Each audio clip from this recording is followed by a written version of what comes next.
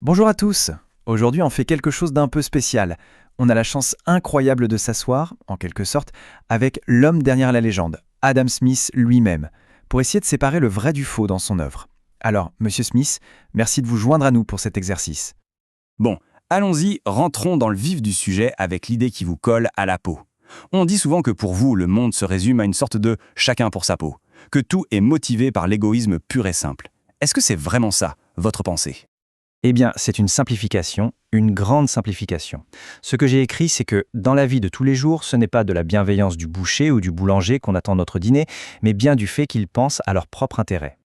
On s'adresse à leur, disons, leur amour-propre, à leur avantage, pas forcément à leur grand cœur. C'est une observation pragmatique sur la façon dont fonctionne une société commerciale. Mais, et c'est là que tout le monde s'arrête, ce n'est vraiment pas toute l'histoire. C'est justement ça qui est fascinant. Parce que avant La richesse des nations, il y a eu votre premier grand livre, La théorie des sentiments moraux. Et là, tout tourne autour de la sympathie, cette capacité à se mettre à la place des autres. Et des années plus tard, bam, on passe à l'intérêt personnel. Alors, la question que tout le monde se pose, c'est comment on fait le lien entre les deux? C'est le grand problème Adam Smith, non? Contradictoire, pas du tout. Il faut voir mes écrits pour ce qu'ils sont. Non pas un manifeste triomphal pour le capitalisme, mais plutôt un diagnostic. Un diagnostic, parfois inquiet, d'un monde qui était en pleine mutation, où la quête de richesse devenait centrale. Et croyez-moi, j'étais parfaitement conscient des dangers que cela représentait.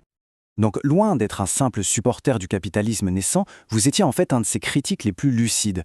Quand on regarde cette liste, c'est assez frappant. Corruption des sentiments moraux, abrutissement des travailleurs, avidité, ça ressemble plus à une mise en garde qu'à une célébration. Changeons de sujet, si vous le voulez bien. Parlons de ce fameux miracle des épingles.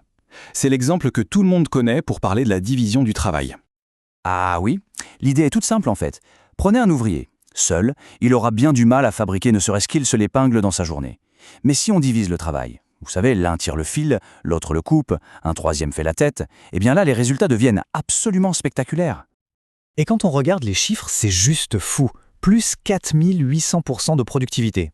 C'est énorme. On comprend pourquoi l'idée a eu tant de succès. Mais il y a un mais, n'est-ce pas? Est-ce que ce miracle avait une face cachée pour vous? Une phase très sombre, en effet. J'ai beaucoup écrit là-dessus. Le danger, c'est que l'homme qui passe sa vie entière à faire et refaire la même petite tâche, eh bien, il finit par devenir, et ce sont mes mots, aussi stupide et ignorant qu'il est possible à une créature humaine de le devenir. C'est une déshumanisation, et c'est quelque chose contre lequel, à mon sens, la société doit lutter activement.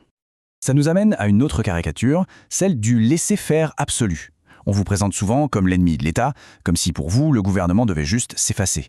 Est-ce vraiment le cas? L'État est-il l'ennemi? Encore une fois, non. C'est tout le contraire. Pour que le système de liberté naturelle puisse fonctionner, l'État, le souverain, a des devoirs absolument fondamentaux. 3, pour être précis. D'abord, protéger le pays. Ensuite, protéger chaque citoyen de l'injustice. Et enfin, et c'est crucial, construire et entretenir les grandes infrastructures. Les routes, les ponts, l'éducation, tout ce qui est essentiel pour la société. J'irai même plus loin. J'ai toujours dit qu'il fallait se méfier, mais alors se méfier énormément, des propositions qui viennent de la classe des marchands. Pourquoi? Parce que leur intérêt n'est que très rarement l'intérêt général. Il faut examiner leurs propositions avec, je cite, l'attention la plus souspoigneuse, car ils ont souvent intérêt à nous tromper. Bon, on a déboulonné pas mal de mythes. Vous n'êtes ni le prophète de l'égoïsme, ni l'ennemi de l'État. Alors, qui est le vrai Adam Smith? Si on devait retenir une chose, un véritable héritage, ce serait quoi? Je suis avant tout un homme des Lumières, un philosophe. Mon unique boussole, ça a toujours été l'humanisme, l'émancipation de l'être humain. Et en tant que tel, j'ai toujours été un critique de la richesse. Pas de la richesse en soi, mais du danger qu'il y a à en faire le but ultime d'une vie. C'est une grande illusion.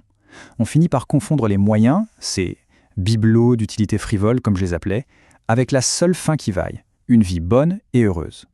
Il faut comprendre que cette nouvelle société commerciale, elle arrivait, que je le veuille ou non. C'était inévitable.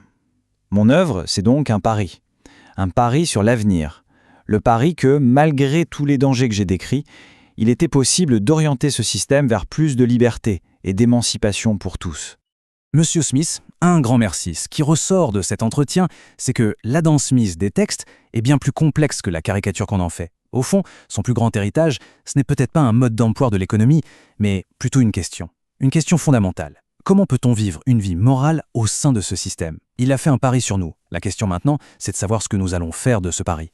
Merci pour ces éclaircissements.